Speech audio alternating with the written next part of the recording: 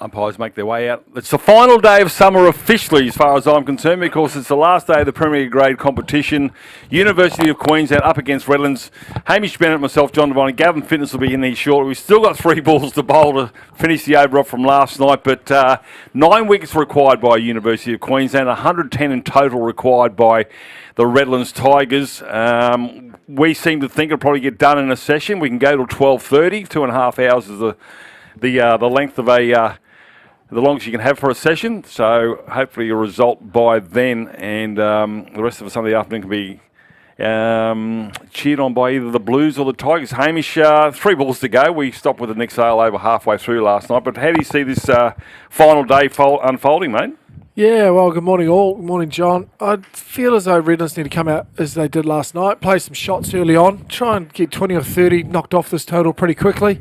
If they lose a pole, it's not a bad thing. If they're sort of 60 for 2 by about 10:30, so they've got the game in the bag. I can't see this game going more than one session, and if it does, then University's done a great job, and it'll probably be 50-50 going in after lunch. But you'd feel as though that Redlands are completely on top, and it'll be interesting to see how the Sale over goes and see if he carries on from that end, or if Clayton's going to go back to his 2 pace bowlers. Well, they got off to a flyer, didn't they, yesterday in their second innings? Redlands, they had 6 boundaries out of their 35 runs, coming out at a lickety split. I think 20 runs, the first 20 runs were off the all boundaries. They got the wicket of Smith, Bryce Street taking a nice catch in above his head off the bowling of Matt Willens. So you're right, Nick Sale came on probably because of light yesterday afternoon, unless Jack Clayton just want to see if there's anything there for Nick Sale. But it'd be interesting to see whether Crook and Willens take up the newish ball, which is only 9.5 overs old. But yeah, I see Willens warming up there just out of shot on camera. So he'll come from the Catherine Raymond end, probably no doubt about that. It's just going to be interesting to see what happens in these 3 balls. See what Clayton does after that. Yeah, he gets a pole, so he keeps bowling, doesn't he? Yeah, well, that's all University needs. They need a little bit of luck. Last night they had no luck. Those edges. Obviously, one went to Bryce Street's hands, which was a great catch up above his head, but the rest just nicking through the slips, either left or right of gully or left or right of second slip. So first ball. Oh, well, there you go. Some nerves. He might get another over. That's a good start. Few nervy starts. Something the students need. They need a pole early just to create something. Got a bat pad. They got a slip, point, covers close. Pushes Muller back. Nick Sale, plenty of experience from the left-hander. And Muller, 21 off 28. 4 of those were boundaries.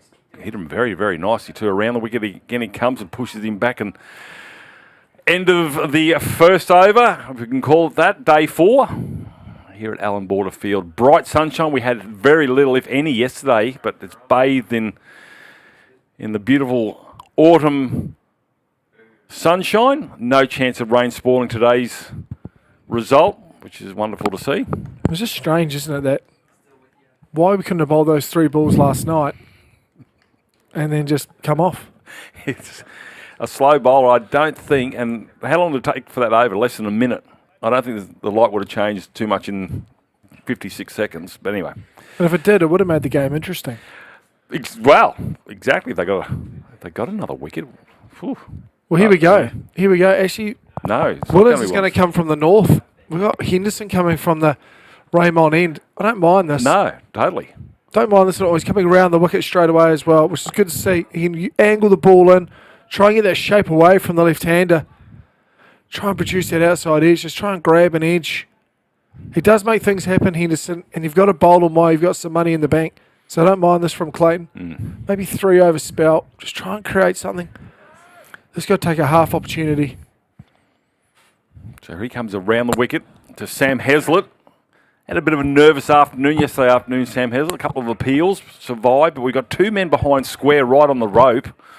So whether there's a short ball here from Henderson, I think Sam Heslett's too experienced and too smart to fall for the 5-card trick there. But 2 slips and a gully, point just backward a point, 3/4 of the way to the boundary, square leg. I think it's more of a compulsive shot, John. I think it's one of his strengths. Trying to use that strength as a weakness. But it's a shortish boundary. Are you mad dig a short one in on this one. We saw Bryce Street completely miss one that went for 6, or missed time one, I should say. So if Sam Heslett gets on that, these guys aren't far enough back. There's not enough rope either. I guess in the first innings, maybe second or third ball, we did actually pick one up. They just went to the left of Willens. I went to the right of Willens, actually, a flat 6 over fine leg in the first innings. So he has a chance of playing it just out of habit.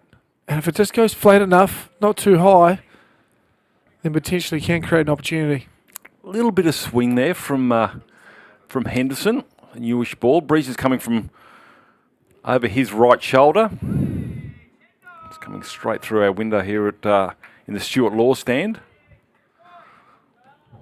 But yeah, they got off to a fly yesterday, didn't they? Hamish. It was just beautiful shots and placement as Jack Clayton tried to find a wicket. Yeah, it was definitely looked like they'd spoken about coming out and playing some shots, trying to knock as much off the lead as they could last night. And I didn't mind it. It just did knock the top off it. It's going to make it a little bit easier for this top to middle order. Well, even when Smith got out, Hamish, Muller still went on with his game. He hit 2 boundaries, I think, after that, and he didn't close up shot at all. He went after the loose balls, and there were a couple, and Muller was very, very strong. He's on 21, and Heslett, it's just, I think Sammy Heslett just wants to hold up one end and let Muller go. Yeah, I think they're just respecting the conditions. It does look a pretty nice wicket. Slow. That's probably the only thing you could criticise it on, but it looks a good surface. And it is a good surface, as we mentioned. There's obviously 5 days where it's just been sitting there. If it was the 3rd straight day, it'd be very, very interesting to see what the spinners could get out of this. Yeah, would have been an interesting 4th day wicket now to see what would happen. I guess that's the tough thing of playing it over 2 weekends, especially with some of the weather we had. How much water does the ground staff put into it? How much sunlight do they give it? I'm sure there's some formula, isn't there? A certain amount you can put on, and this is another intricacy of cricket. How much you can mow it and water it, and how much sunshine's allowed, and how much you can roll it around the wicket. He continues and pulls that one. That's going to go for 4 runs. Along the grass, you can't catch him when they're along the turf. 4 to Heslett. Yeah, it's a beautiful shot. He's just rocked back on it. That's that length for Heslett.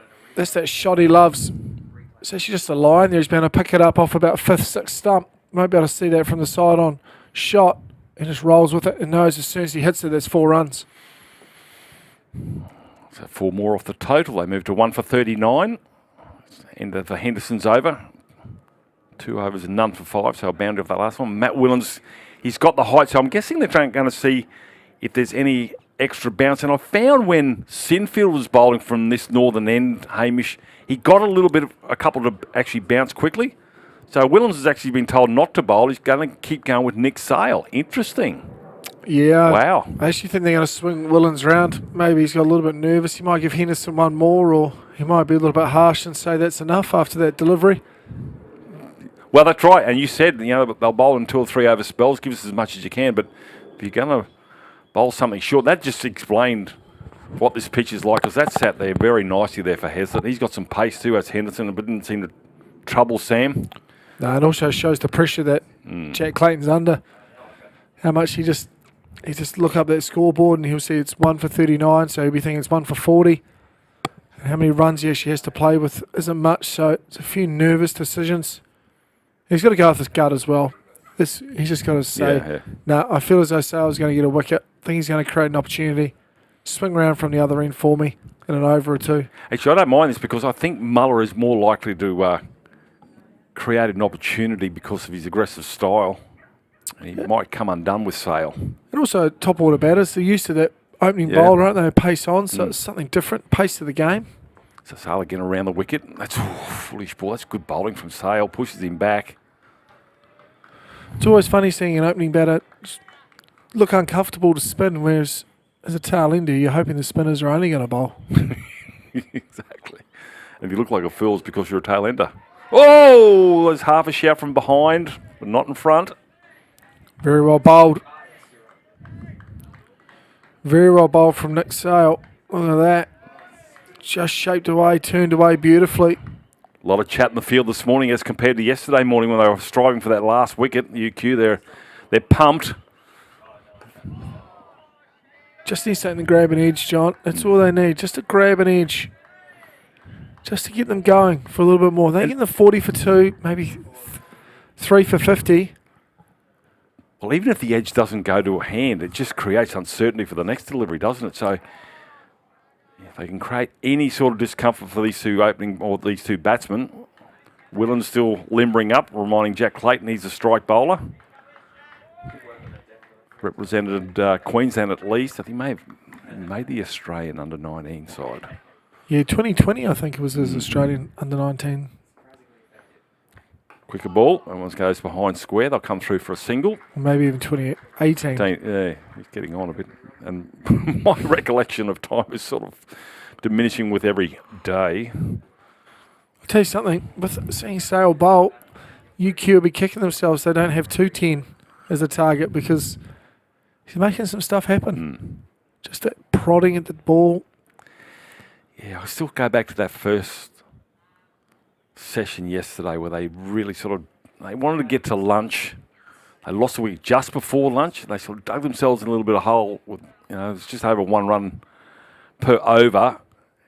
Yes, they only had 1 wicket, but this middle session, well, Tigers pounced through Simon Malenko. What an extraordinary spell of bowling from the veteran who assures me this year, John Farnham, is going to hang up the spikes. But he bowled outstandingly yesterday, Simon Malenko, for his fifer. Well, if that's the last time he bowls in a 2-day game or red ball game, he's done himself very proud. He'd be happy to walk away with that if it... See if it's around the wicket again. Oh, that's in the air. That's gone past the left hand of the bat pad.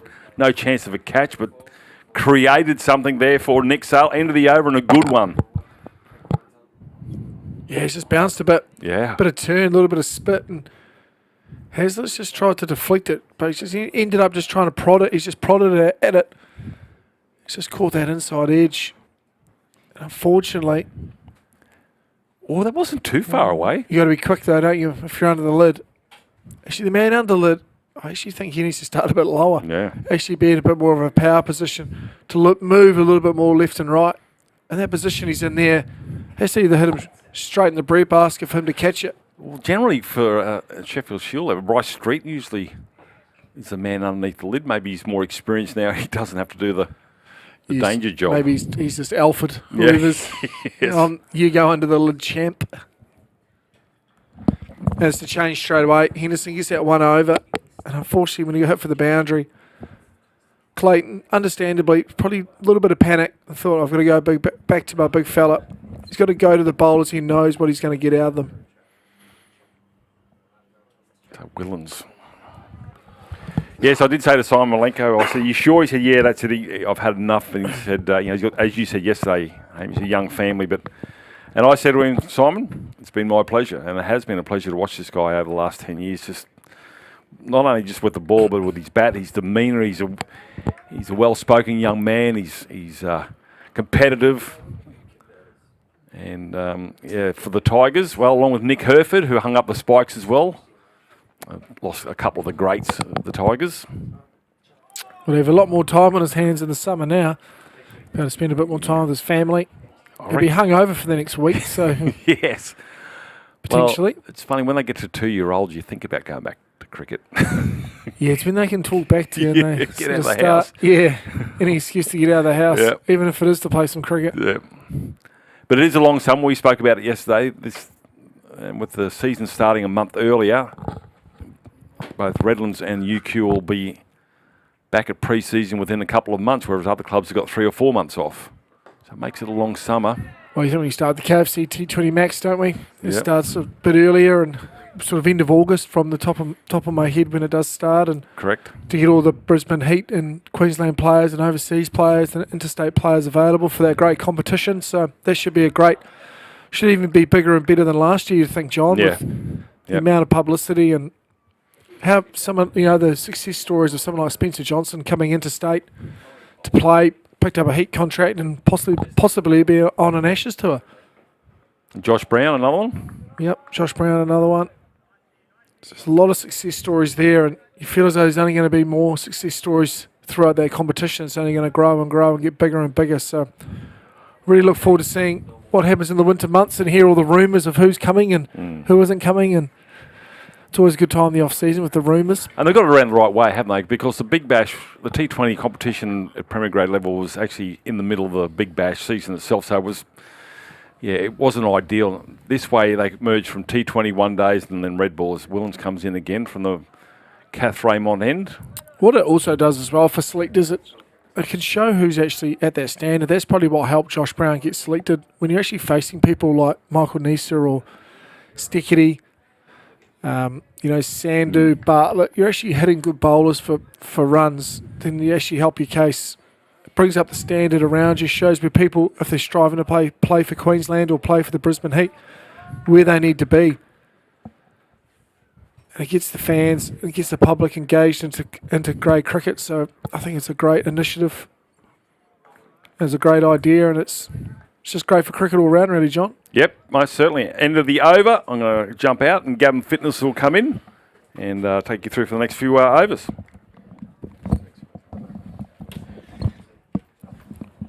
Morning, Hamish. How are you? Yes, good, Gav. That's all right. I guess the question we all want to know answered, did the coffee help? Did it make you look 83% more attractive in that suit last night? Well, I thought so, but I think if you ask the wider community, they'd probably tend to disagree. But no, a good night last night with the Queensland Cricket Awards. The stars of the night, Michael Nisa, obviously had a great summer. Steckers, Mark Sticchetti.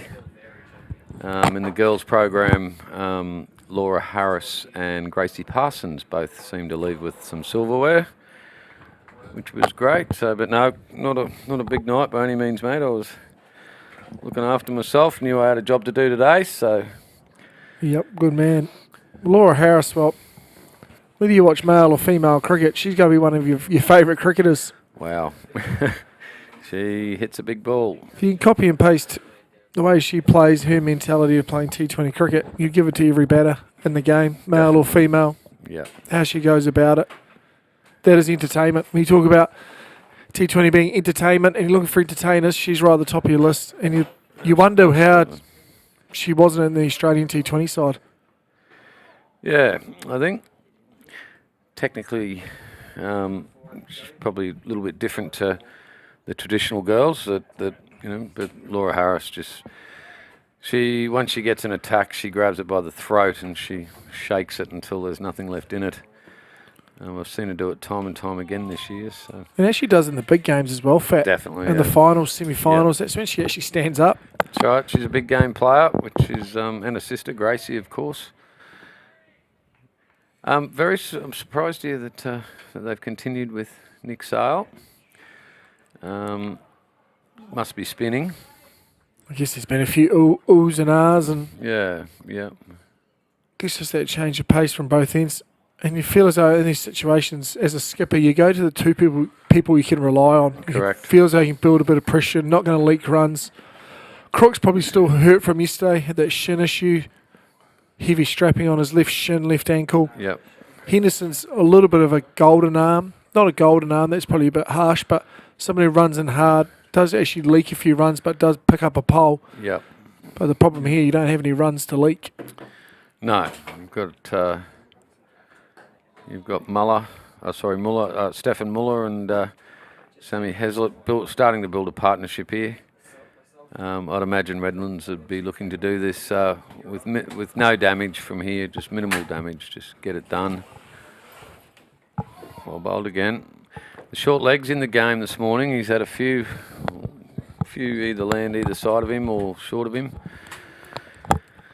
So we got Marnus to follow, is it? Marnus will be next, you'd imagine. You think you want to be next, get a wee hit before he'll be off to Glamorgan, you would think? Yep. For a wee county stint before the Ashes, so you want a wee hit in the game as opposed to, hitting Monday to Friday probably this week before he gets on the planes. So you want a wee hit in the middle. Nothing like time in the middle before you go away. It'll be Matty Willens to continue from the Catherine Raymond end. All Clayton will be thinking is how can he drag this game out? The longer he can drag the game out, the more chance he gives himself. I mean, I give them a 0.001 chance at the moment. Yeah. They certainly need to pick one up very shortly. You just never know, do you? If they pick up one and then, as you know, regularly one leads to two and then, you know. They just need a wee bang bang, don't they? They need sort of 2 wickets and 4 or 5 balls. Yep. Get them real up and about. If they can get Marnus cheaply. Yeah, well, that could start a bit of a... They could just start a wee bit of nerves. Yeah, a little bit of momentum. I mean, knocking over the fella that's rated the best in the world at the moment would always help your team to grab some real momentum. I bet they wish they had another 100 to play with. There's no doubt about that. Might be a fantastic chase, wouldn't it, if there's another 100 to play with. Absolutely. So the total's 1 for 43. We got Stefan Muller on 23, Sammy Heslett on 11.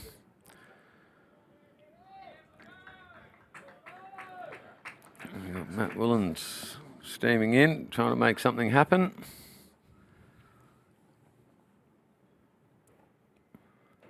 It's well bowled.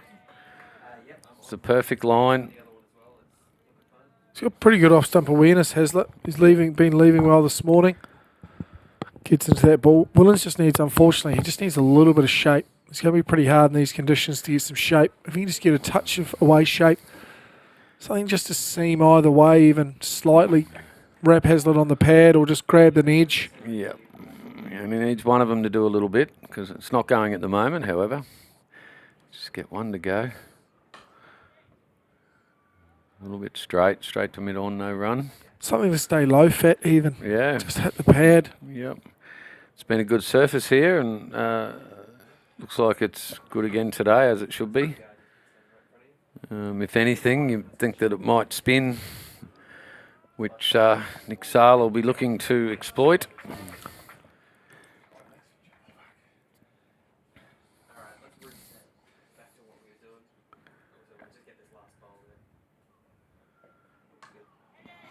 Sale also looks like the spinner fat where he probably needs one just to skid on straight with the arm. Just that low trajectory he has, almost that one-day T20 type style bowler he is, as opposed to Sinfield who gets over it and really tries to rag it. If Sale can just get one to go straight on with the arm, that's a bit quicker. Rat Moolah on the pad. Then I think that's the dismissal he should be looking for. Yeah, I haven't seen a lot of Nick Sale's bowling over the years, but I wouldn't imagine he'd be a big spinner of the ball. I think he'd be more a bloke that was going to do you in flight and pace, and as you said, get a bit straight and get one that goes underground or slides on a bit quicker. That's beautifully struck through the covers by Heslett. And the batters will run, they're going to run 3. Stefan Muller looked to come back for 4, but then they thought better of it.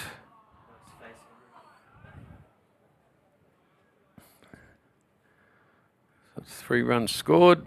Total goes to 46. It's the end of the over.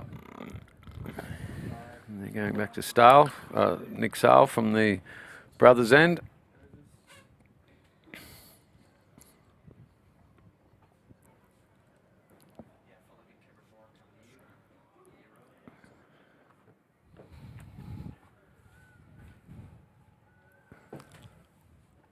Just saw overnight as well, and a little bit into today, that Matty Renshaw, 112 for Australia A at Lincoln, so against New Zealand A, so really pushing his claims for an Ashes spot fat. Yeah, he's just good to see a Queenslander doing well. Yes, he just keeps doing it, which is great for Renners. I haven't seen that result. What did Jimmy get up to? Jimmy get any runs? He hasn't had a bat yet, actually. Right, okay. 267 for 3. Right. Off 80 overs, so Jimmy's probably not going to get a bat. 1 or 2 away. Just about to take the second year rock, so he might be just strapping the front pad on now. I'm sure he'll play his part and keep the house down if he doesn't get a bat. So that's well played by Heslett down the ground for 1. I'm struggling a bit with that field placing from Uni there. I mean, in a situation like this, you really need a wicket, don't you? So I personally would have him up in the ring and say to Sammy Hazlitt, right, if you want to go, you go. However, there's a chance he could hold out and start a little bit of a roll, because that's the only chance University are from here, is to get on a roll. And it's well bowled. I've actually never understood why captains give runs away. You're just giving a run away. Yeah. Yeah, the matchup Sale to the right-hander is it's not a good one. Can understand that. But if you get both batters out, isn't that even better? Yeah. I think it's a bit. I don't think you can try and control the strike. Oh dear. I understand it when you might have a dominating batter in with one of the tail. However, not when you've got two in an opening bat and a first-class number 3 in. Sale bowls. Squeezed. Bit of extra flight in that one. Yeah. Toss it up a bit. This is where I'd like to see that skidder come on. Hit that knee roll. Moolah's front pad. Big shout. Put the umpire under some pressure. Bowled again. It's been tight this morning. I think he bowls a lot of overs for Uni, Nick Sale. Started his career at Norse. Well, it just looks like someone, which he's done throughout this whole game, doesn't go for many runs. Yeah. You just want to see if he can maybe be a little bit more proactive in taking a poll. Yeah. He looks like he's going to bowl you 20, 25 overs, get 1, maybe 2 polls. Yeah. Be nice to see him maybe get some more wickets, up that strike rate. He's got 1 5-wicket bag this year, 655. Who was that against, Hamish? Nah, no idea, Fat. Well, Just got the season stats here, unfortunately, mate. It wasn't obviously against Turnbull. nah. Well, I can't guarantee you that either. Taking a lot of wickets, though. Williams. It's down the leg side. They've asked the question, but it doesn't look like he's got any bat on it. Young wicketkeeper, Harry Walker. Son of a fellow that I played a lot of cricket against from a very young age. His father is Robert Walker. Good cricketer in his own right. Compulsive hooker. One hell of a cut shot. It's well bowled. It's well fielded too at mid-on. That's what they call good cricket. All round. Cricket's the winner.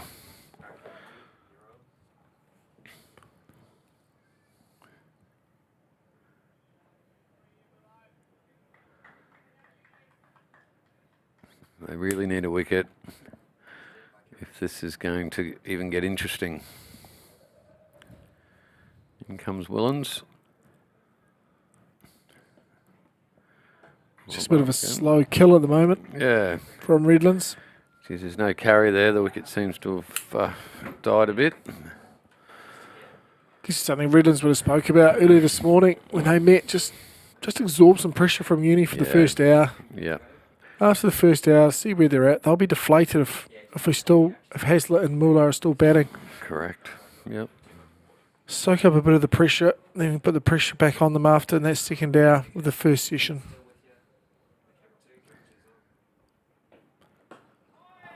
Well played by Sammy Hazlitt again.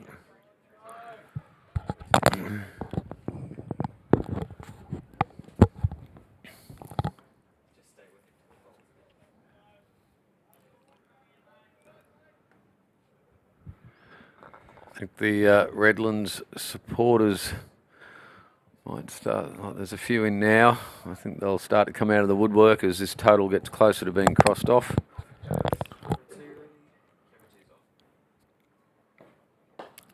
That's a great shot from Hazlitt. Straight down the ground. That's bread and butter for him.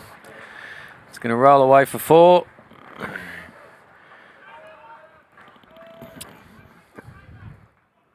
As you said, Fat, beautiful way to bring up Redlands 50 runs and nearly 17 overs. Just playing it down through middle, and that's when you know your balance as good as left-hander as well. It's playing with a straight bat.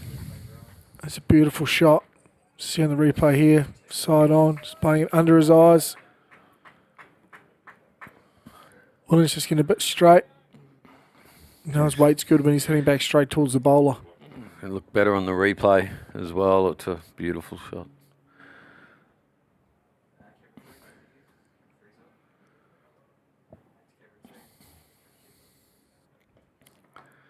Play it again, just gets inside it, drops it down to short fine leg for one.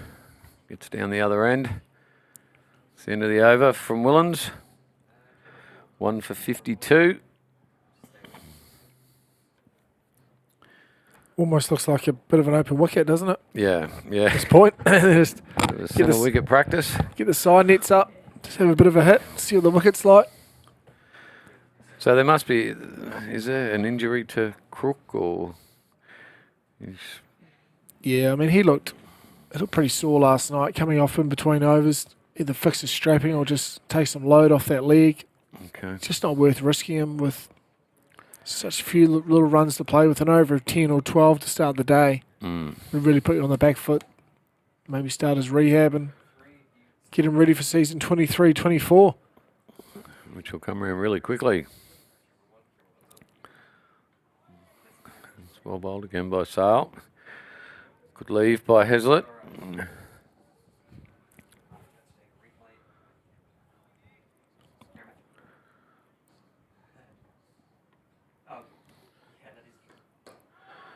Bowled again.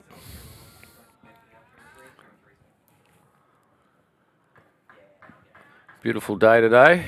More sunshine than there was yesterday, that's for sure.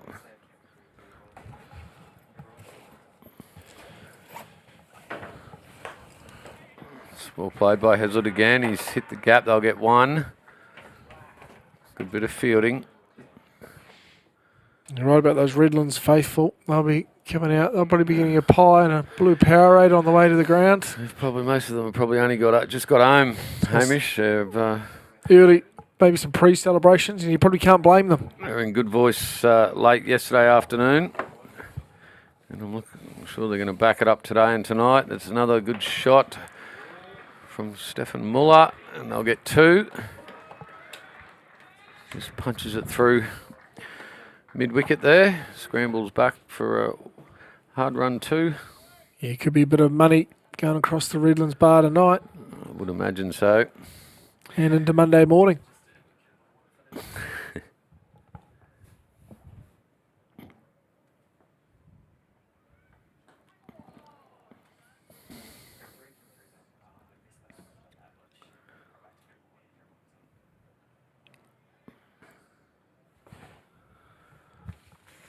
Do you like the idea of the two days, Fed, or would you prefer a 3-day final? Or I guess it's a situation. It's all based around logistics. So I guess it's very difficult. It could be close. inside edge, one feels the noise is there. Sale asks a question. Yeah, difficult as a amateur cricketer to get time off work to play. Yeah. It looked like it was going down, didn't it? Yeah, just looked like it was going down. I'm not sure if there was any bat involved. Yeah, difficult as an amateur cricketer if you're not a full-time cricketer to get time off work. To play a 4-day final, a 4 straight day final, which would mean it'd be a Thursday, Friday, or a Friday, Saturday, Sunday, Monday. So you still. However, from a cricket point of view, I think it would be brilliant. I made the comment before that, a bloke like Jackson Sinfield bowled beautifully yesterday. Yeah. However, if it had been a straight day final, that would have been a day 3 wicket, so he probably would have spun it even more than what he did. So, but yeah, tough.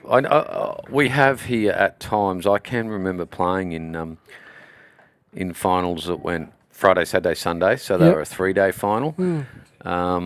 However, the majority of it over the years has been Saturday, Sunday, Saturday, Sunday. So, Yeah. But yeah, it's I think that way a little bit around club cricket as well. Spinners don't get the wearing wickets like that. It's a short ball going through to the keeper Walker. Yeah, even in club cricket, that's why I don't mind the Saturday Sunday games. It gives young blokes and club cricketers the opportunity to play on a wearing wicket. Whereas if normally they bat on it one Saturday and come back next Saturday and it's brand new and fresh again. Whereas as you know, in the professional world, that's not the way it works. In comes Willens. It's well bowled again. Semi Hazlitt straight to short mid off. You can tell by Willen's length, deliberately not getting anything sort of back of a length or anything up around sort of chest height, knowing that that's Hazlitt's strength, especially to that shorter boundary. And as soon as he gets a little bit too full, Sammy Hazlitt's jumping on the front foot. And while he hasn't, he's hit a couple down the ground today, but he's hit a few to fieldsmen as well. It's well played again. He's still driving nicely though. Yeah, definitely. He's looking good. And that's every commentator's curse. Here's one. Can help the uni boys out, you think? Yeah, just add a little bit of excitement to the game. At the moment, it's just a bit of a slow kill from Redlands, and fair enough too. They're doing what they need to do to win this premiership, and definitely you can't blame them for that.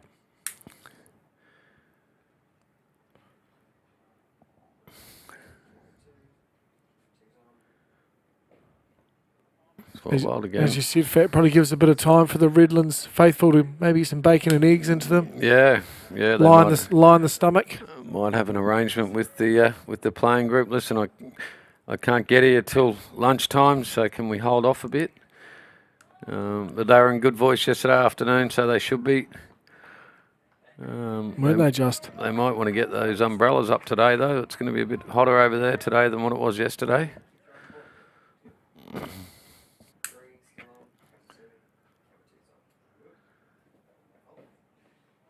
Well bowled again from Matty Willens. Good area. Sammy Hazlitt shows all the patience in the world, watches it go by.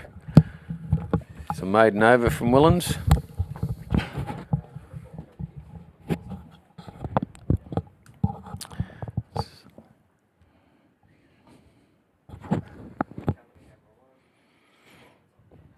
So what are we up to from this end? Nick Sale's going to continue.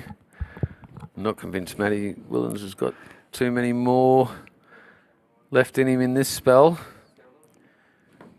It's been five over spell so far today. So they'll probably, I'd imagine they'd go to Henderson. Yeah, I'd like to see them give Bryce Street a bit of a trundle. Yeah, Street is a good option. Just something, 2 overs, no damage done, move to somebody else. That's a shot through extra cover, but it's going to be fielded in the... 1 run, well fielded. Inside the circle, yeah. Keeping it tight, students. Just quickly before this game, it looks like it's going to go in the way of the Tigers. Just be remiss of us not to mention the University of Queensland were the minor premiers. They finished the competition on 162 points, 2 ahead of Redlands, who finished in second.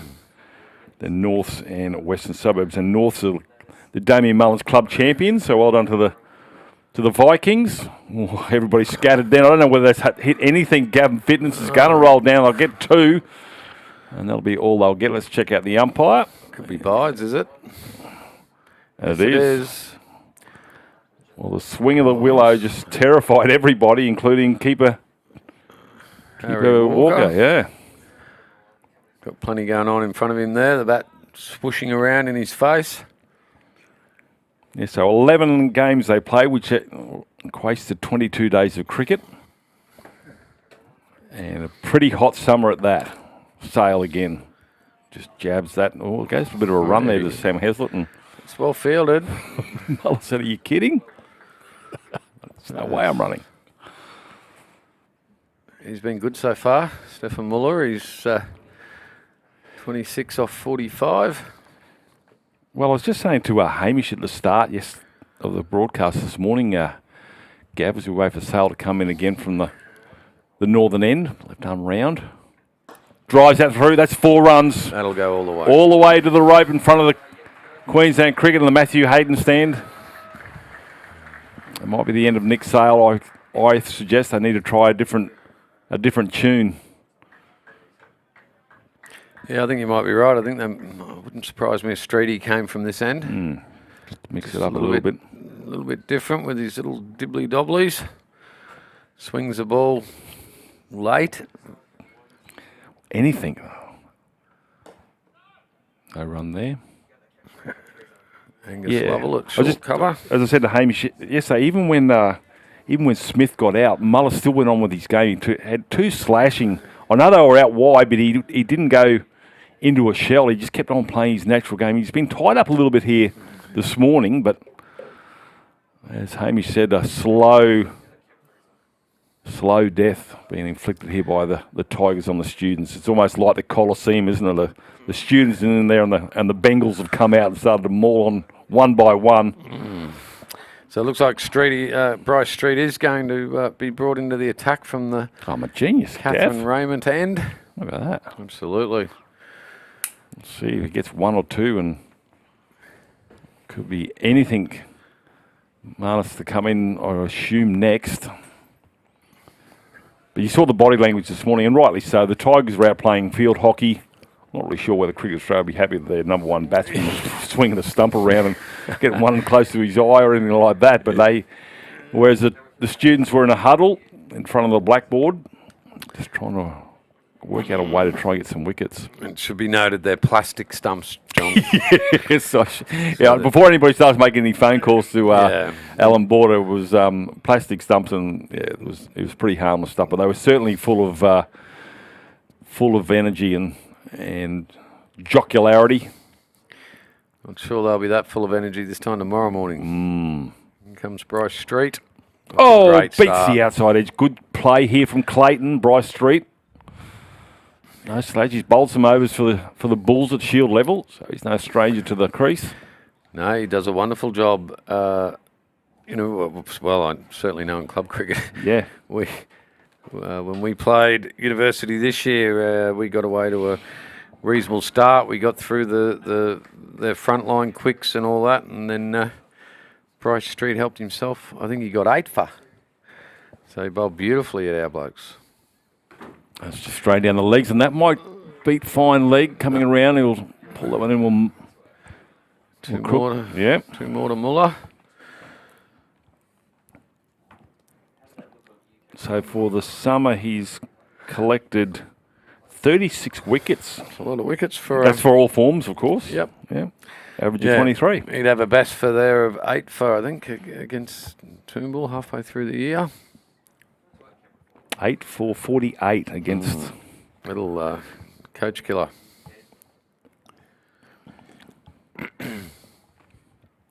This was against Toombul. That one they scored 351 and declared after bowling Toombul out for 141 in that game. Thanks, John. You want me to keep going? No, you can probably pull it up right there, I think. Street right arm over. Kath Raymond end. Oh, Bob. And we've seen a few names for some of the changes here at Allan Borderfield. Kath Raymond end is one. The Melbulo Terraces and the scoreboard. I've got a name. Well, we were talking about, you weren't here, Gab. We thought that may be your name underneath that tarp at the northern end. Not likely, John. No. Well, obviously the Judy Harris scoreboard. Judy Harris, that's right. Now we've got the Graham Dixon Gates at the Fox Street end. So I guess. There is something up there now. Yeah, no, it's. I had to look underneath it. It starts with a G. Maybe it's not Gavin. I can guarantee you that's not the case. Well, we did suggest perhaps a statue, but I thought that's going to need a lot of bronze.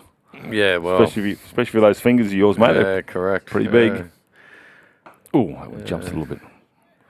Runs in and bowls back of a length.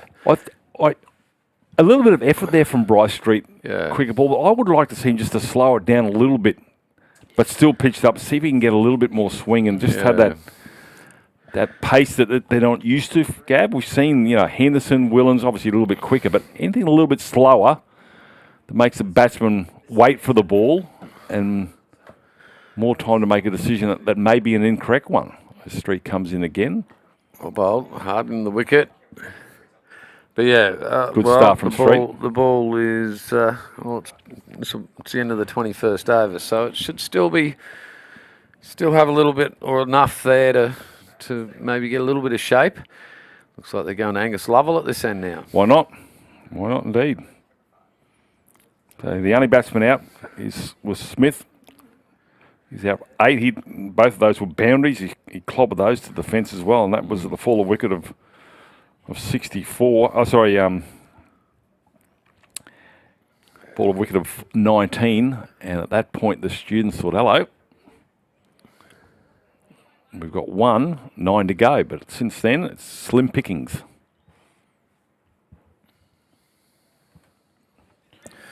What do you know about Lovell's? Just bowls little off spinners, I think, as far as I know. Tall man. He is. He should be able to get some bounce. Do you subscribe to the fact there's more bounce at the Kath Raymond end? Yeah, I think it's jumped a little bit. Yeah. Yeah, the bounces, and as it should be on a wearing wicket, it's a little bit up and down at times. At least that thing hasn't got a mark on it. It's as hard as a rock. Yeah, there's some carry. Yeah. When I'm looking at bounce, I tend to watch where the wicket keeper's taking the ball. Mm. And Harry Walker has, he takes one up round his waist, and then the next one tends to be around his ankles. Right arm around the wicket. Oh, lovely shot through extra cover. 4 runs. Welcome to the crease, Lovell.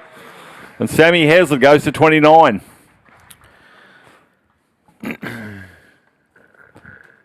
I said to Hamish, and Mayhem said to you, you can give me all the 6s you like in the Big Bash, but shots like that, yeah, beautiful cover drive. Just keep showing them to me. Have a look at this. Absolutely.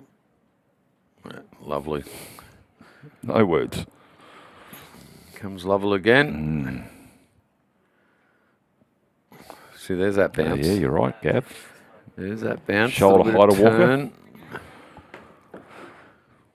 Just needs to get that a little bit straighter, and hopefully it'll spin, but more often than not, as soon as it gets straight, it'll go straight on for some reason. This one has been fielded nicely by Sale. 42 more required by Redlands, with plenty of talent in the shed still to come. May not be required. Lovell again. That one just spews out to backward point. What are you doing, Gav? Are you changing the field every second ball just for the hell of it? Do what Brendan McCullum used to do with the heat, just move the field for the sake of it, just to create indecision? Do you put another man underneath the lid? Do you? Yeah, I think they'll keep that up for a little while, and then as the total gets closer to being crossed off, they'll probably get a bit bored with it. That's bounce again from Lovell. Yeah, he's let that one go, and Lovell seems to think it might have just got over the top of the stumps there, but he's still there. Yeah, I'm not. As I said, I think they'll, they're just trying to find a way here, but as that total of 110 gets closer, they're going to lose their enthusiasm, I'd suggest. Yeah, well, they're using Lovell. That's an unorthodox move from Clayton, trying to get a breakthrough. He's obviously got Street at the other end. The experiment with Lovell didn't work. A couple of the bounce, 4 off the first one. Not sure if he'll get a second one. Williams has been talked to by Jack Clayton. I don't think he's the answer either. Matty looks like he's might have clocked off. I mean, he's bowled a lot of overs. Yeah, it's a long summer, isn't it? Yeah, absolutely. And unfortunately, having the big fast bowler's body that Matty has, he has had some injuries. It's great to see him back on the paddock and stringing games together. I'll tell you who I don't understand who hasn't had a bowl is Yana Kutsi. Okay. Very, very accurate bowler. Yeah. Seam up. He's coming in against Street. I don't see why Yana, whether he's got an issue with his shoulder or something, but he's a pretty good all-rounder. He's a strong boy. Yeah. So there's other options there, and I'm just having a look through. I'd even give Harry Walker a bowl. Well, give the keeper a chuck. Anything. They just need to conjure up something that is. What do you? Or we just got the field changing as bowlers coming in here from street. Got a gully come in and finds cover, no run. What would make you uncomfortable as a batsman in the field? Would you apply? If you know what I mean. What would make Heslett and Muller go, oh, this is unauthorized, I don't like this? I think they've got it right from this, and I liked what I just saw from Angus Lovell. Yep. I thought that looked like, he has the ability to make something happen. And in all honesty, they've probably got it right at the moment. Streety's takes one hand off. Streety's had a couple of player misses and the draw shot there where it's just gone to short fine leg for one. But if they've got, if Crook is Crook, like if he's got nothing left, the other quick Henderson. I know Hamish likes him, thinks he's got a little bit of X factor about him. He might be able to provide an opportunity, but other than that, as I said, I think Streety's just going to be there and thereabouts and nibble away and get the odd one to do a little bit, and Angus Lovell from this end. So I'm really not convinced they've got too many other options outside of what they're doing. 50-run partnership with that couple of runs there before. Yeah, these two. Looking reasonably comfortable, as you'd expect. This pitch is just a belter. So it leaves them with 40 to get, or 41 to get. Yeah, the only way they're going to lose 9 wickets is if they've all got English heritage. Used to be collapsed, but yeah, they haven't got to do too much. They've got all day. They've got another 83 overs to get these runs. That's been pulled in front of square leg. 4. Street's missed his line. Missed his length. He's got a little bit short, and that is Sammy Hazlett's bread and butter there. He just jumps on the back foot, whacks it all the way along the ground through mid wicket for 4. Just sat up with a ribbon on it, didn't it? There's nothing in the middle of this pitch. You've got to pitch it up. See, that's the thing at Bryce Street's pace, you can't afford to miss your length because you pay every time. See how he comes back. Well bowled. Into the over, and the Bryce Street's second over, none for 7 with that boundary. So reasonably economical, but that's just one delivery. And because as Hamish, I love the way he put it there, the account only has 110 in it, and they can't overdraw. They've got to go in and try and knock 9 wickets over. So Lovell looks like he's going to have Another one. Another one. Just the boundary off the first ball of these first of the over he's already bowled. So what does he come up with this time? Jack Clayton having a word. What do we do? Interesting. As I said, I liked what I saw from Lovell last over. There seems to be a little bit there for him, a little bit of spin, maybe a little bit of bounce. It's the other things, do you bowl wide of the crease, bowl close to the umpire, go around the wicket, over the wicket, mix it up. If you're confident in your bowling game, you know you're going to put it on the spot, just change where you're going to come from. Change the eye line of the batsman, anything to mix it up, take him out of his comfort zone. I think bring extra cover in, maybe mid-on right next to the bowler or something. Gav? Yeah, I like the. I think his best chance is probably in around the bat, short leg, or now he's got a leg slip. Looks like he's going to come around the wicket to the right-hander. So he'd be looking to pitch in line or just outside the line and let the ball spin, hopefully aggressively with some bounce on it into the right-hander. He'll be looking for that inside edge. He needs to be right on the money, doesn't he, Gav? He's got 2 men in front of square on the offside, and that's it. And there's a big boundary out there, so they could probably run 3, maybe 4. Plenty of gas behind point as well. Only a slip there. Here he comes. Well, a little bit too full. However, good start. Better start to the over than the last over where he went for 4. Yeah, he just needs to find his area. One sweeper right on square leg. It probably hasn't got a good view of the batsman because it's dropped. Did it carry Gavin Fitness? A well bowled Lovell. It's exactly what we were thinking. Pitch is in line. Little bit of spin. That was a chance to the right hand. Interesting. Not sure if it carried. We'll have a look again later, but Lovell's getting ready to come in again. Ooh.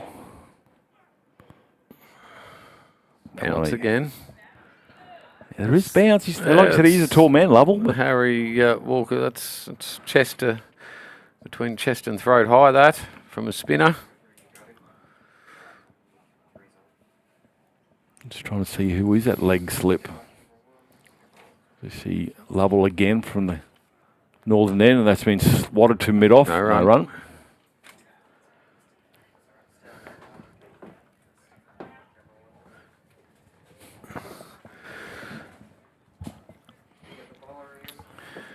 Lovell. Close this over out now. He's 2 left in there. He's had a little bit of success this over so far, and now he's changed to over the wicket. Yep, I like this. It's just, there we go. There's an appeal straight away, and negative from James.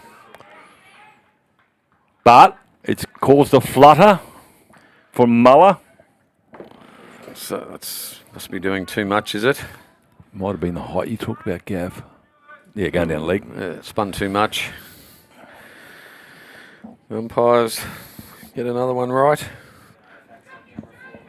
Peter Boland's just walked into the studio, so I've got to say all the right things. You do, and I can't believe you didn't stand up when the great man walked into the room, honestly. Totally disrespectful, if you ask me. I nearly just got up and walked. You've never walked in front of an umpire before, Gav. Why are you starting now? But every opportunity Pete got, he gave me out, so... And comes Lovell again, close out the over. Yeah, going around the wicket this time. That's been... No run again. Yeah, good pressure from Lovell. Gets a maiden. Not letting Redlands have it all their way. Just a chance there down the leg side. He survives his mullet. So into the over. 1 for 73. Stefan Muller on 29. Sammy Hazlitt on 33. Really are building a partnership that could be the end of uni for the 2023 summer. But those shots played by Muller were straight out of the middle of the bat, just having to find mid-off. So he's just found either side of that fieldsman mid-off and would have gone for 4.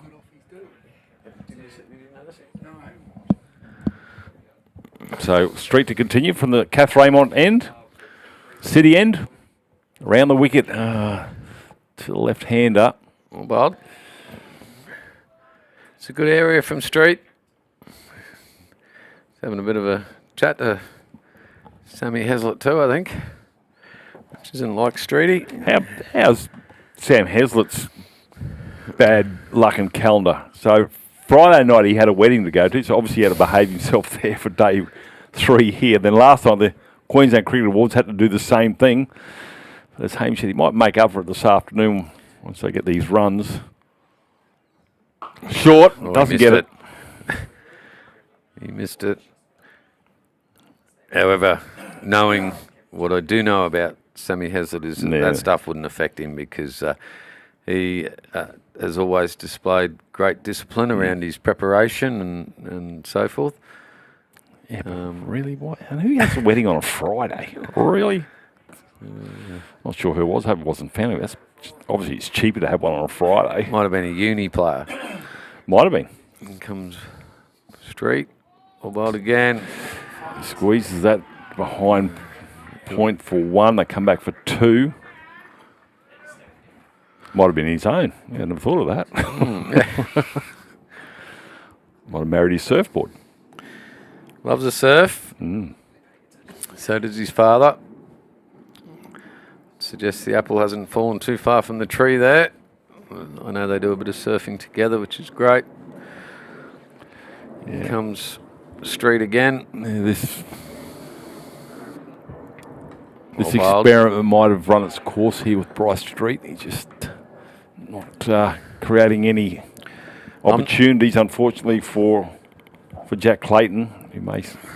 And Matt Willens looks like he has no intention of bowling again. That's not an ideal camera shot that you want to see, is it? Your big quick at mid-off, arms folded, big yawn. Yeah.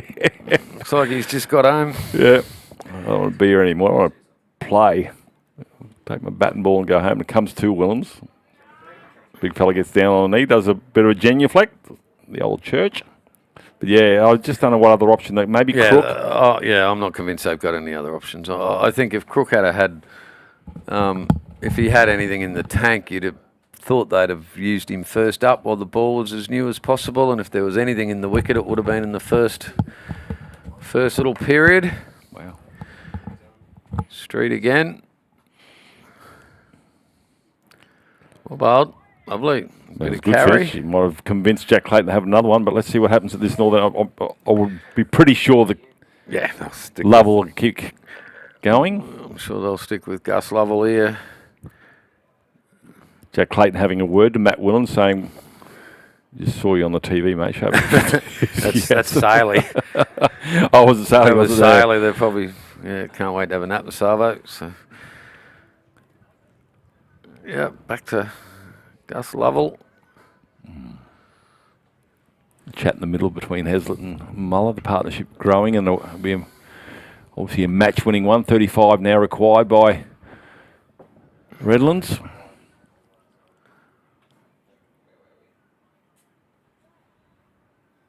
Tight field, so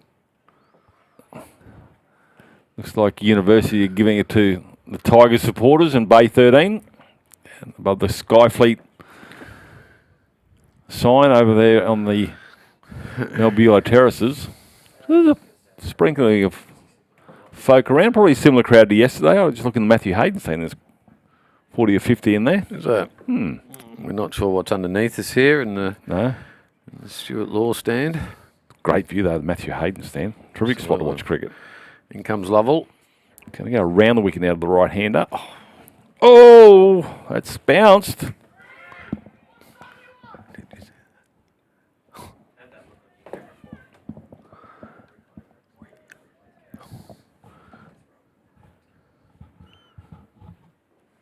There is some bounce at this head, isn't there? And it's short of a length. Misfield, 4 runs. It'll roll away for 4. Yeah, not ideal. It was hit like a bullet. And 4 more to the total. Stefan Muller. Lovely stroke through mid-wicket. Well, I was saying before, everything he's hit is hit out of the screws, says Muller. A couple of times he's found mid-off. But other than that, it's gone for 4 because he hits it with such timing. 33, Muller. Again, mistimes that one, just kiss the death. Bit of a tangle between Heslett and Lovell. We'll assume there'll be drinks after this one. Hamish Bennett will come back in. Comes Lovell again. Around the wicket. Oh, one-handed grab. Well, they've managed to string it out for the first hour and still need, what do they need? They need 31 to win. Yeah, they needed more than 1 wicket last night, and they needed 2 in the first hour here at least. I just swatted and found the man at mid-off again. No run. If I was University, I'd just be really keen to get Marnus off his chair. Get him out here for... at least so he could have a conversation. Lovell. That will be the end of the over, and that will be drinks. So 110 is required. They are 1 for 79, Redlands. We'll take a break for a couple of minutes. We'll come back with the second hour of day 4 of this Premier A-grade grand final between the Tigers and the Students.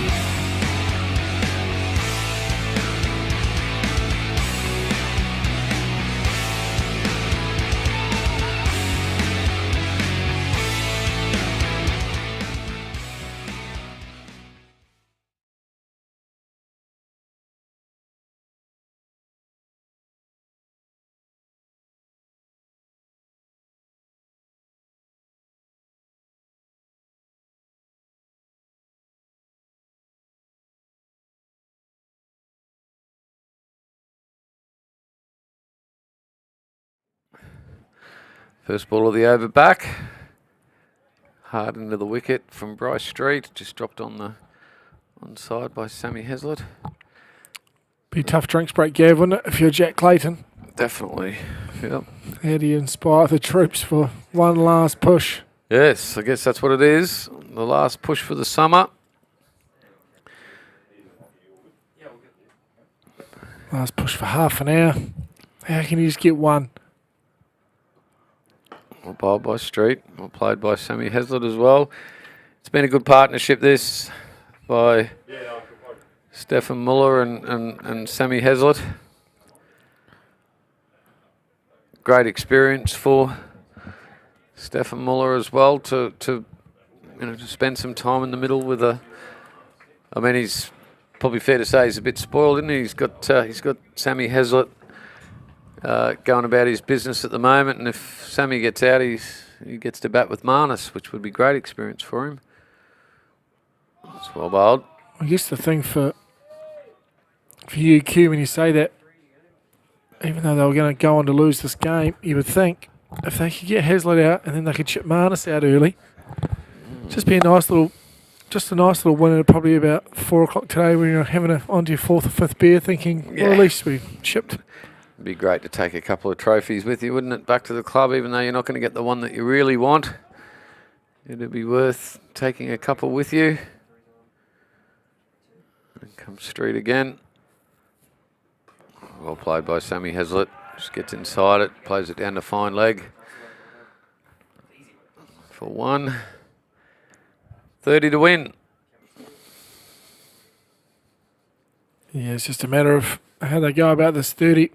You think Muller and Heslett wouldn't want to throw it away, inflate the average for the end of year stats? Absolutely. They'll be As looking well. for the winners' highlights, being part of it. Get the photo of being in the middle, hit the winning runs.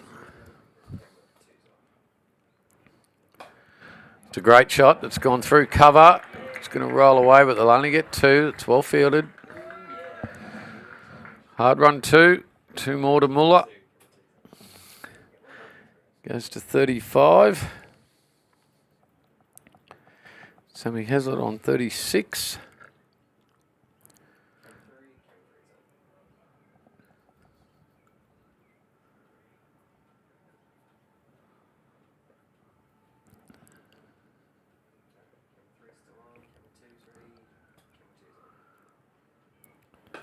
It's well bowled again by Street. It's the area. He just needs one to maybe stay down a bit, or because he's definitely bowling stump to stump. Yeah, I was saying last week, Fat, he'd be a great English pro, wouldn't he? He'd be Absolutely. great. He'd be great if he had an English passport or even a New Zealand passport. That type of bowler on a green surface, be able to swing it both ways, be able to nip it. He was over there last year, wasn't he, Streety? I'm pretty sure he was. Yeah, he was. Just that style of cricket to be able to swing the Duke one way, nip it back in, swing it the other. He's almost his style of cricket. He was born in the wrong country.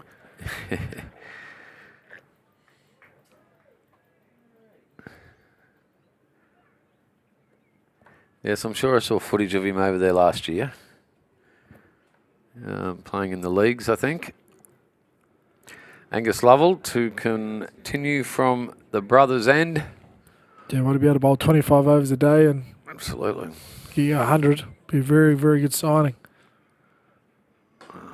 He's missed it there. Gus, it's a waist high fully. Heslett will be disappointed with that. Early Easter present. Mm. Hazlett's missed out.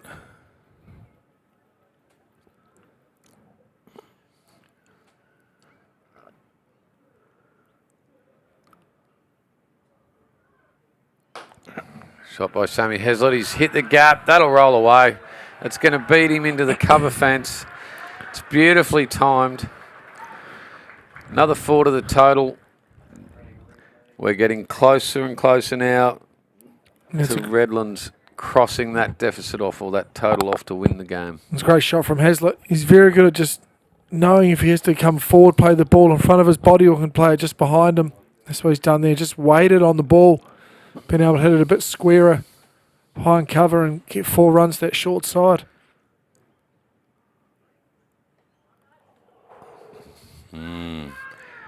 Not sure it's carried. It'll be interesting to have a look at the replay.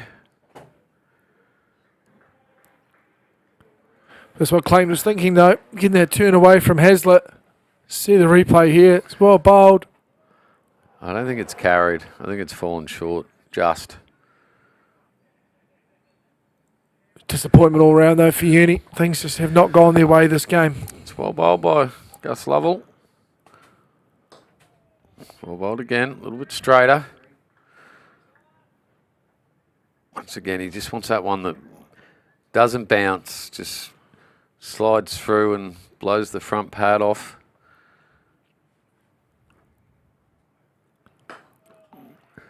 Straight to cover.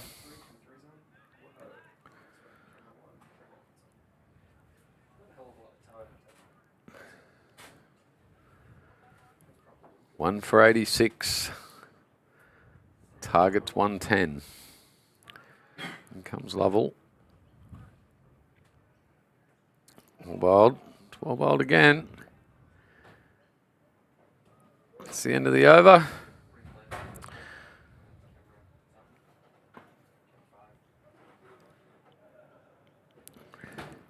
It's gone to play at that and then let it go, and it's just run off the face. Ran straight into the ground though.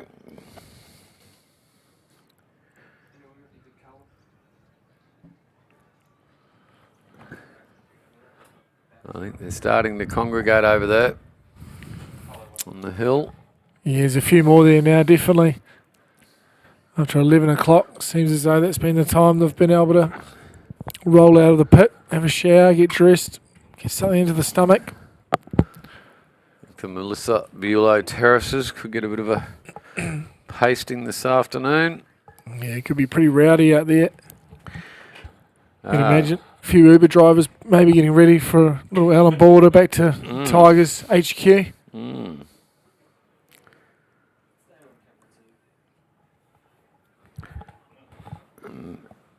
Change of bowling from the Catherine Raymond end. It's Joe Coetzee.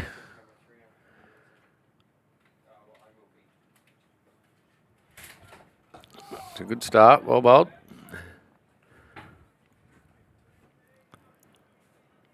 It's a big lad. Looks strong. Gets through the crease.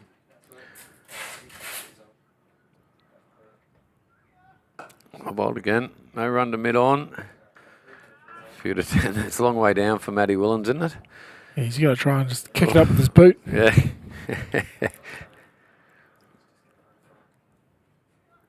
Well bowled. Bowled as wee mediums there. I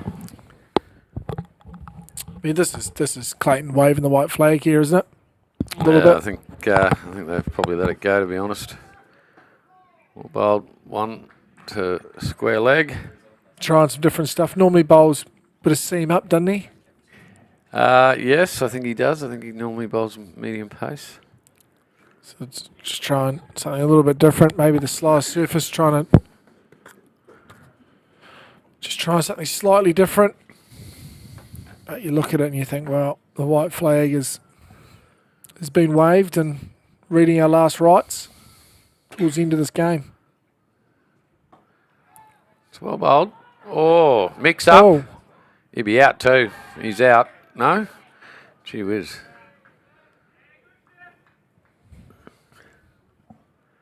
It looked like he was going to be short from here. yeah, that looked a lot closer Yeah. than it was. One of those ones the umpire will be wishing he had the third umpire in play. We could have given that out, Gav, from up I here. would have. You could have stuck one of your Yeah, I would have. one of your twisties out the window. Yeah, I would have just to. Oh. I would have given that out just to keep the game alive and get Marnus off his throne downstairs. Give the people what they want. Yeah. Absolutely. I'm not convinced Marnus will come in next. You reckon he's taking them off? Yeah, I'm not. I don't know. Just wouldn't surprise me if he would prefer to send one of the blokes that's been there all year doing the job for Redlands hit the winning runs. It's the one thing I do love those is, as I said, you come back from a test series, you just can't wait to get here and play club cricket for your club. It's exactly what cricket needs.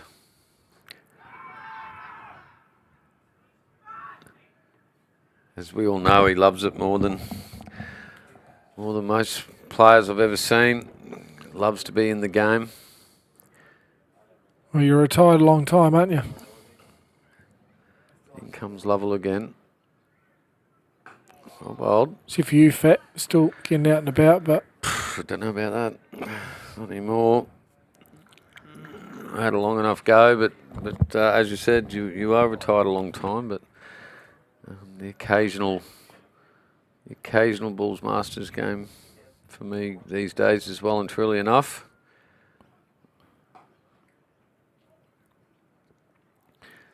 The thought of playing cricket really excites me. I know exactly what you're going to say. However, then when you've actually got to tie the boots up and go and do it, yeah. Completely different, isn't it? Correct. You think to yourself, why am I doing this? I know the last Bulls Masters game, I was like, this is going to be great. I'm looking forward to this. And then you get in the dressing room just before the start of play and you think, oh, geez.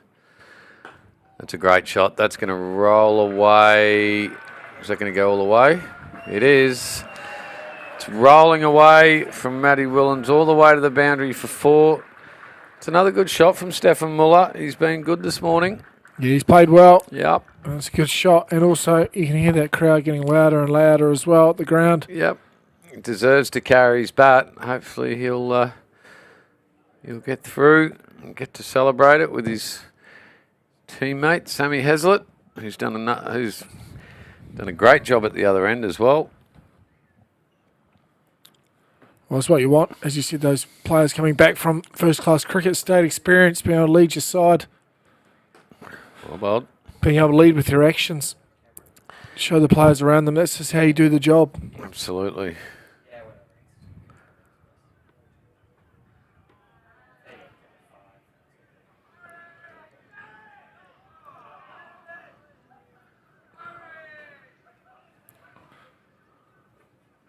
Definitely getting a bit louder now around the ground. They're Yes, it's making their voice being heard. And rightly so. It's their day to celebrate and enjoy what's been a very good season. Joe Coetzee again from the Catherine Raymond end.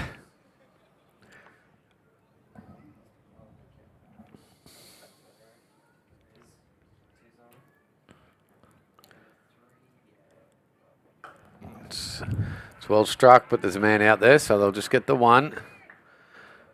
Might be a little bit disappointed with that, Sammy Heslett. I think he was looking to hit that onto the Queensland Cricket building roof. Didn't quite get it.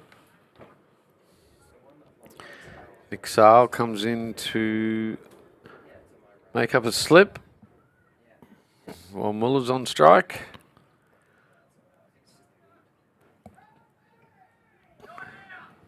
Well, they're definitely getting a bit rowdy now. Yeah. Even doing some hoop for the umpies. I'd even suggest that the uni boys are starting to get a bit restless now.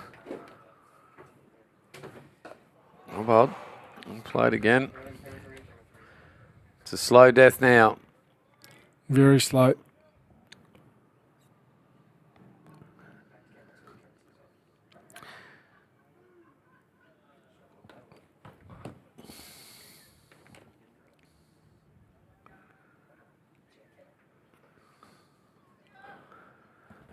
That's out. Is it out? No. What's happened there? Good grab. It's just spun down the leg side, and I think Harry Walker has got a little bit of glove on it, and it's gone straight to leg slip. Just drops it on the onside for 1. It's well played. 1 for 93. Slowly but surely. The curtain's coming down on the University side.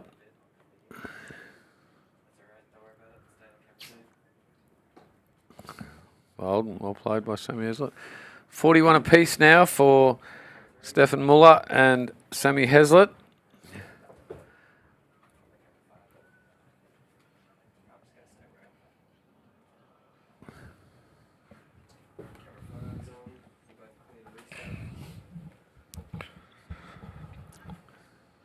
It's tough here. Wouldn't mind seeing another bowling change, actually. Get one of the guys. We are, aren't we? Are we going to see one? Is this I think you'll find it's Jack Clayton. the skipper? Yeah, I wouldn't mind seeing someone who hasn't bowled all year. Bowls his little left arm orthodox. What do you think about that, Fat? What's that, mate? Just bowl someone who hasn't bowled all You year. reckon it's time for celebrity overs, do you? Yeah, just pull something out. You just never know, do you? Someone who's never really seen someone who's bowled, and then they can just bowl a fully and get caught, or Yes. batters just go nervous, don't they? Well, I against must people, admit, you know? it's yeah, it is. It's a little bit off-putting for batters. Yeah, Everyone relaxes a little they bit. do. Does that relax you? Correct. I had it happen a few times throughout my playing days. I remember the day I got out to Jeffrey Thomas from the Sunshine Coast. Bowled me a half tracker, I hit it straight down deep my wicket's throat. Still to this day, it gets spoken about regularly, and it'll be 30 years ago. What did he bowl? Little offies. He bowled horribly. He bowled medium pace, Jeff Thomas. He bowled medium pace with the keeper standing up. He dragged one down and, yeah.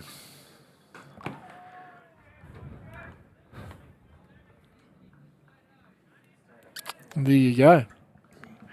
Jack Clayton, just bowling little darts. Something's funny. Someone said something funny, I'd say. Had to pull up.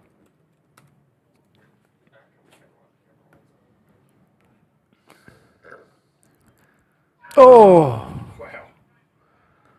Is it a chance?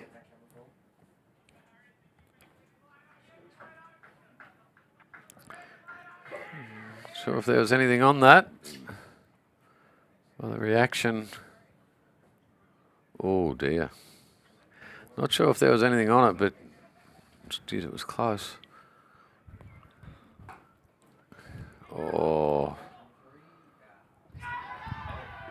It's well fielded. That's a good bit of fielding. Not out though. It's well run. another run out we probably would have given there, Fat, just for the good of the game. Absolutely. But here we go. We're getting a little bit rowdy on that terrace again. Nothing worse when the opposition are on the terrace getting rowdy and the skipper gives you the look to go to the fence right in front of them. Yes. They just give it to you. There's never a kind away crowd, is there? No. No. In comes Clayton. Well run again. However, I must admit, Hamish being a wicket keeper, it was something you didn't have to worry about. That sort of thing. You never had to field on the boundary. You were always in amongst it. You're always safe inside the 30-metre circle. Absolutely. Absolutely. Telling everyone on the boundary, concentrate, stay in the game. Oh, it's easy for you, mate. Off I'm the back foot. getting absolutely abused. Yeah. That's the end of the over, end of Jack Clayton's over. He's got none for two. Total's 95 for one. 16 to get. Joe Cootsy's going to continue at the Catherine Raymond end.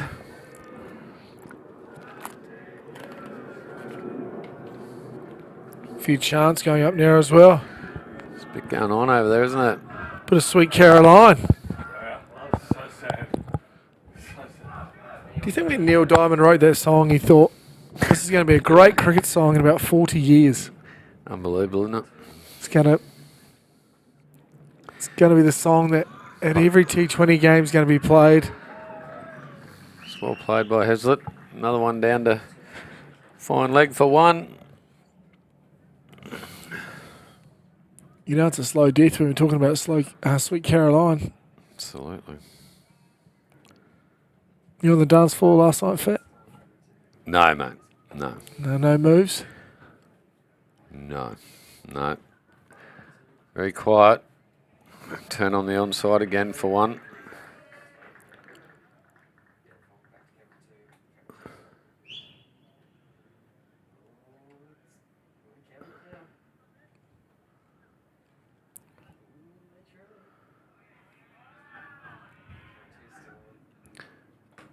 Sammy Heslett gets that. That's going to go. It's 4. It's a good shot. When you think, it brings up the 100 for Redlands as well, so they're only 10 away. And whenever you get close to a total like this, sometimes one of the batters out in the middle just decides, right, no point mucking around, let's get this over and done with. It's going to be plenty of celebrations heading their way this afternoon and deep into tonight. Since the mid-50s, this will be only the 4th premiership from East, or what is now known as the Redlands Club. They won it in 79-80, they won it in 89-90, and they won it in 2016 was their most recent one. So they'll be celebrating hard tonight, and it's great to have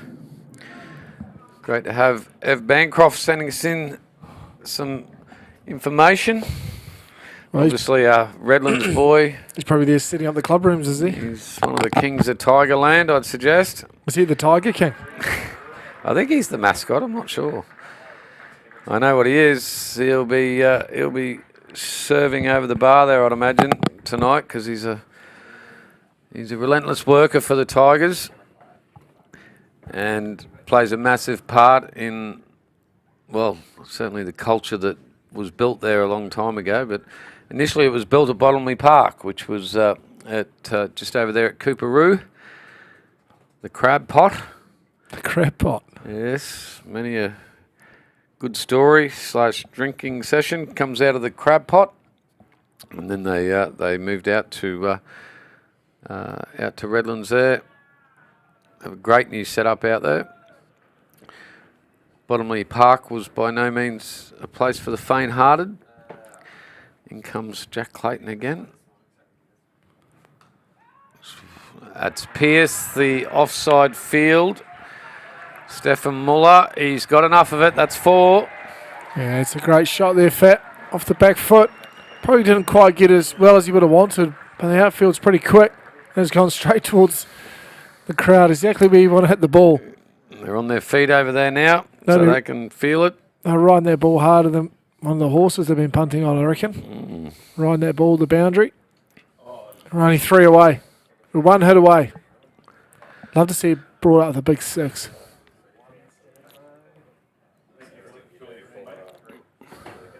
And they brought the sweeper in from the league side. So let's hope. Surprised they haven't got the clap going, actually, Fat. No. Oh, missed his pudding. Yeah, I think he'll be filthy with that. Stefan Muller. It was a genuine half-tracker from Jack Clayton. It sat up. Couldn't beat the field.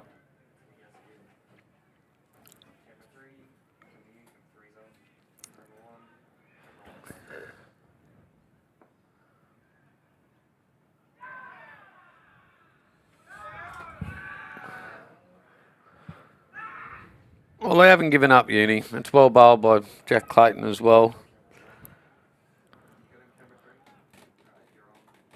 Gone for all money, but still having a crack. That's all you can ask for.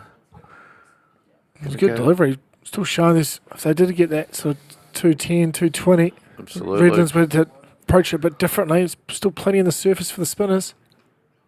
Missed it again. Not caught, couldn't pierce the field.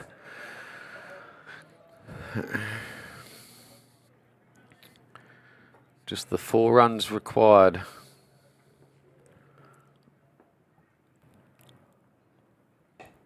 Wild again from Jack Clayton. He's just taking the air out of it, hadn't he? A little bit. Out of this. Just the first ball went for 4. And the crowd thought it was going to be game over the next few deliveries. Really sealed them down. He's doing Johnny Wilkinson, top of his run-up. That's a Pat Dooley, I think. That's what that is.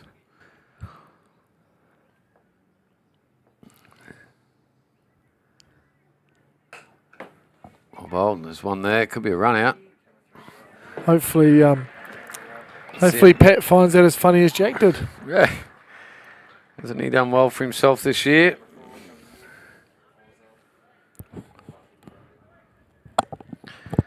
This will be the... This is where the celebrity over comes in, surely. This will be the first premiership for the majority of this side. The 2016 premiership that they won, or final that they won. There's a few from this side that played in that. Obviously, Big Stimo. Sammy Heslett played in that. Marnus and the evergreen Simon Malenko. They all played in the 2016 final. And then still to be together as a group and win it in 2023, I'd suggest that's a pretty fair effort. That's a great effort. Malenko, I think he won the Andy Bickle medal in that game as well. Took 11 or 12 wickets. Yeah. I remember playing in final, a couple of finals here against the Gold Coast that Millie played in. Yeah. At least one. I just can't recall whether it was just the one. And obviously Jimmy Pearson as well played in that. He's currently just nicked one through the slips and is on 22 off 29. There's another one there. And that's 50 to Stefan Muller. That's a great innings by a young man playing in his first final. Yeah, it's a great knock. Missed out in the first innings. Really made up for in the second innings, and the way the crowd celebrated, felt like he got 250. They're one away, Fat. One away. No run.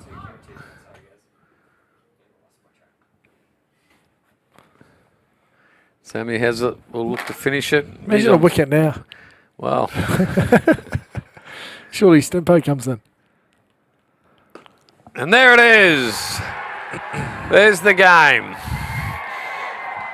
The East Redland Tigers are the champions of the Queensland Premier Cricket Competition for 2022/23.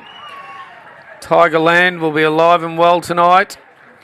I'm sure the old boys, along with the current crop, will all be venturing down there to enjoy the festivities of another great premiership win. Well done to the Tigers. Yeah, well said, Fat. Let's see the replay here. Sammy Heslett, great way to bring up his half century as well. Just that cut shot. He's been so strong through point, through cover and Redlands. Well, they've dominated this game, really. Never gave UQ a chance. UQ just couldn't put together any partnerships with batting or bowling for long enough periods to be able to sustain enough pressure on Redlands. Redlands just had key people stand up in big moments. The partnership of Pearson and Smith in the first innings. Basie with the bat. And he bowled well for no reward. And then Sinfield as well. 7 wickets in the first innings. Malenko 5 in the second knock. And made an easy chase for Redlands. Deserved victors, but winning by 9 wickets. It's a great game for them. And probably everything went to plan, Fat, when you think about planning for a final. Obviously, University are going to be disappointed after finishing top, not to be able to, to come out of it with the result they were after. However, they've had a great year as well, and that's one thing about Uni. You can guarantee that they will bounce back, and they'll be there and thereabouts again this time next year. You can bet on that. Marnus did have the pads on. See that, Hamish? He did. Yeah, did he? Well, I like that. Yeah. He did have the pads on. Be a little bit nervy. Well, I guess the other thing he said about Marnus as well, he probably would have wanted to give it to someone else, but as a teammate of Marnus, you'd actually you want to watch them bat, wouldn't you? Definitely. I always knew when I played with club cricket when I was a bit younger with international players, that's why you actually wanted to play the game. You wanted to Definitely. see them bat. You wanted to give the opportunity to people to bat with them. Absolutely. You don't want to take that away from anyone. I'm sure the fans and the locals would have been absolutely excited to see Marnus have a go. And again, this is great sportsmanship from UQ here. Absolutely. Clapping someone off. Maybe that's their last game for the club. But it's always a disappointing end to end the season, waiting in the season when you lose the final. But they've got plenty to celebrate. Probably won't feel like that now. As you said, they had a great season. They'll bounce back next They season. did. So I guess that pretty much wraps it up here for the day. Early finish. Afternoon off. The crowd now waltzes around from the Melissa Bulow terraces round to in front of the dressing room area where the presentations will take place. They're a happy crew, the Redlands boys. That's for sure. Well led by Lee Drennan.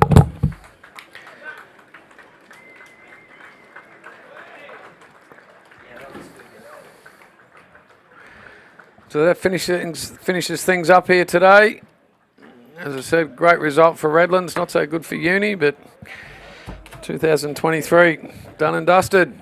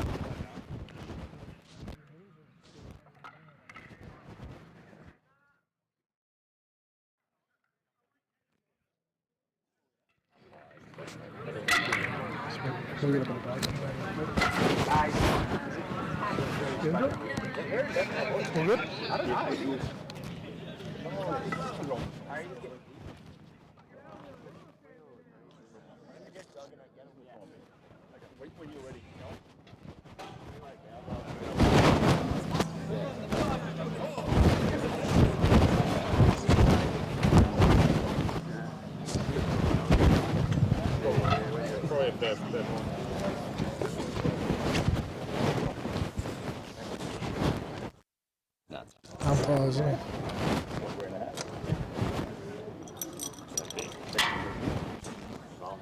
Waiting on the.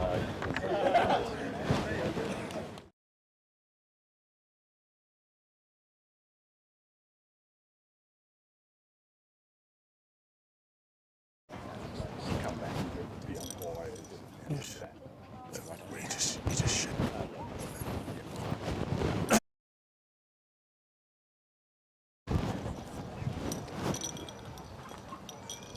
Oh, God. Well, it's a bit late now, isn't it?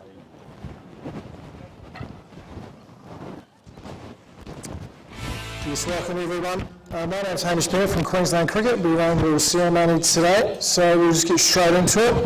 I'd just like to thank and put our hands together for today's scores, please. Nick Pearson and Brett Pollard, sorry.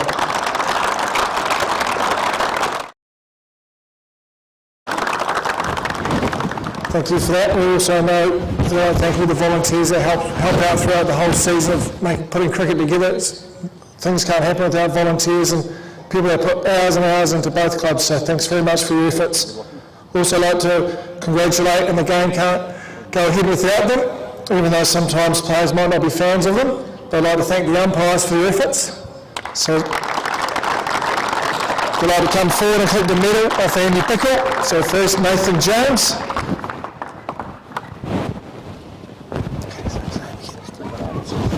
Steve Dionysius. And Ben Farrell.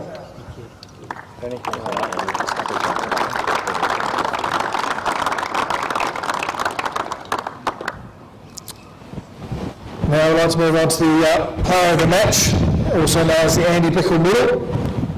This player, well, was absolutely outstanding. Set up the win for Redlands on day one by an absolutely beautiful 7 for 83 in the first innings.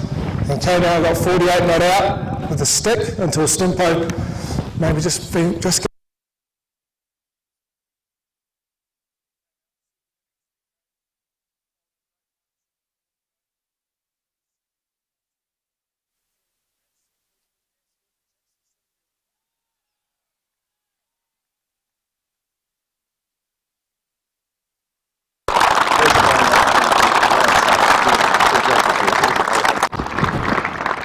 much for saying. Sure. Thank you very much. Yeah, look, probably got the better conditions on day one, but I think we did a few bowling, so yeah, better players on the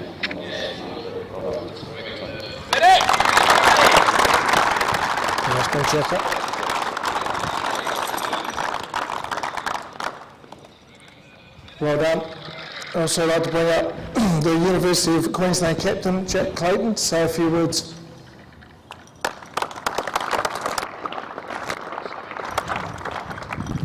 Firstly, to the Redlands, well done. Outstanding performance, you thoroughly outplayed us throughout the whole game. In particular, I thought you bowled beautifully the whole game, so congratulations, mate. And also Tom Lane, over by the stick returning. Well done, you bowled, mate, outstanding, so excellent. To our boys, we have come a long way in the last couple of years. We lost probably 6 of our most experienced players after our last premiership, and to come to the mid-table, with literally only losing one game for the whole season until now, was fantastic. The support our group has, not just on the field, but also off the field, has been remarkable, and I'm just so proud of the efforts from these boys, and I know we've got a long way to go as a group, and we're going to keep improving because we've got plenty of young players, so well done, guys. To the umpires, there's plenty of controversy out there throughout the whole game, but we thank you for your efforts. Some of these me and Nathan. Thank you so much for all your efforts throughout the game. So much appreciated. To the scorers, in particular our scorer Nick, thank you for the tireless hours you've put in throughout the whole season. It's a role that goes unnoticed, but the boys really appreciate all the work you put in, so thank you very much. Really appreciate it.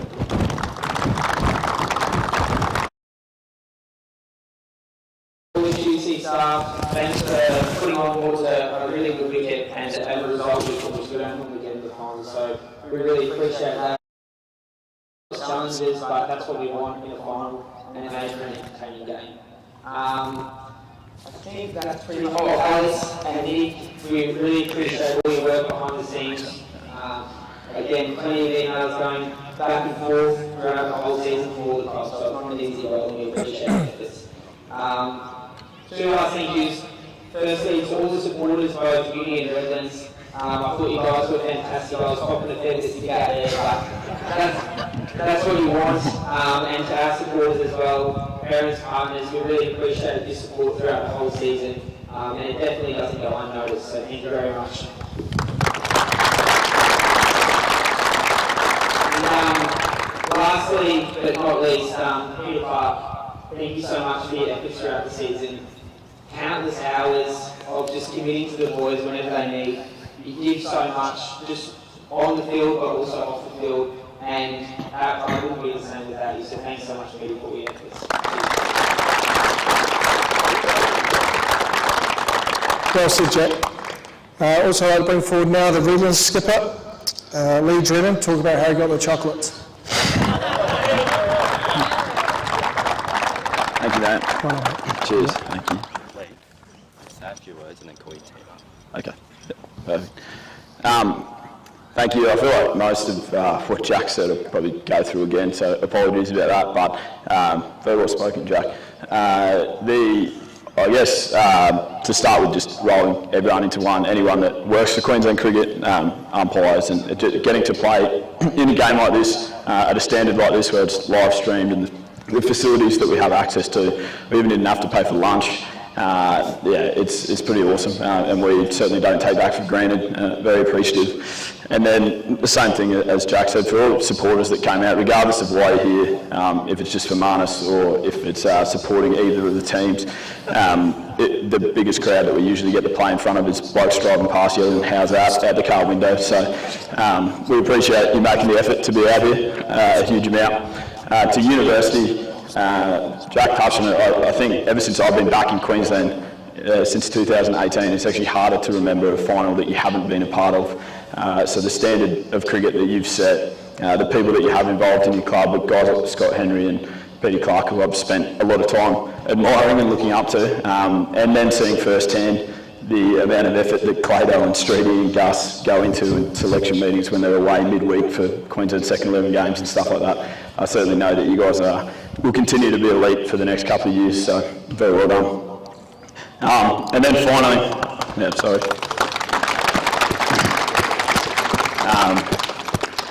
and then finally to Redlands, and I don't just mean our team. There's 11 players that played this weekend, but I think towards the 17 or 18 players that have probably pulled on a first grade cap, they're a massive part of that, and there's so many individual performances and standout years this year that I'm incredibly proud of, but we'll probably go more into a Redlands presentation.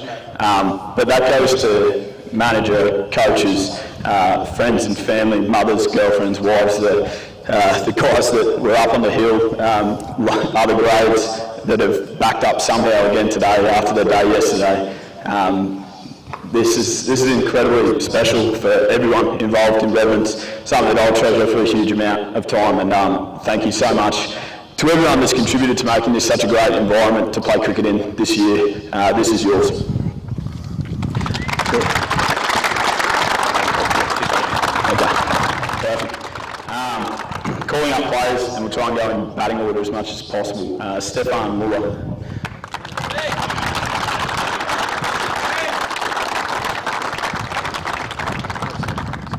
Sam Hazlitt.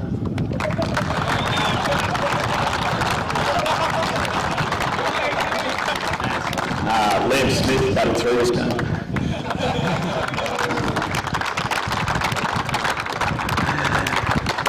Marnus Labuschagne.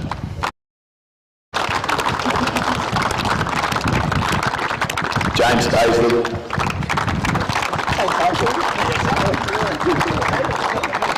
Christopher McBride Angora.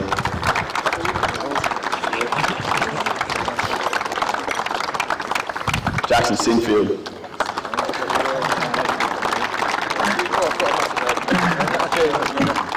Simon Malenko.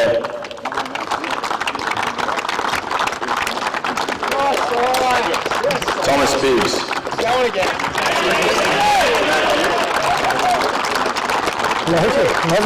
John Stimson.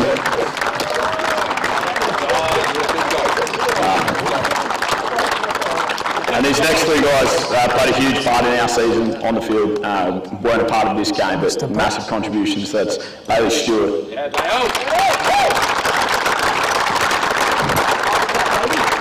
Carter Pearson. Jasper Sumner.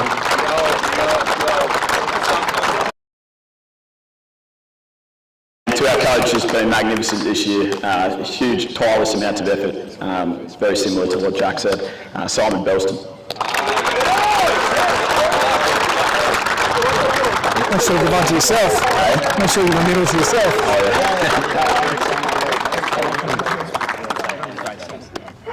And Lee Drennan. Oh yeah, thanks. There you go, son. Thank you, Matt. Appreciate it. Cheers.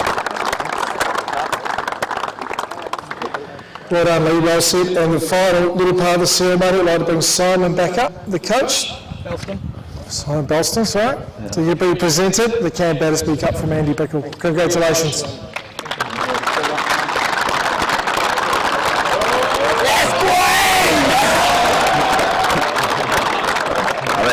They'll probably want you to put it up for them. Yeah. You get in. Get it out. That concludes the formal presentation for this year's 22-23 Sci-Fleet Give us a bit of build-up. first grade 2-day comp premiers. Redlands, congratulations, boys. Enjoy your night. Everyone have a good night. Travel safe.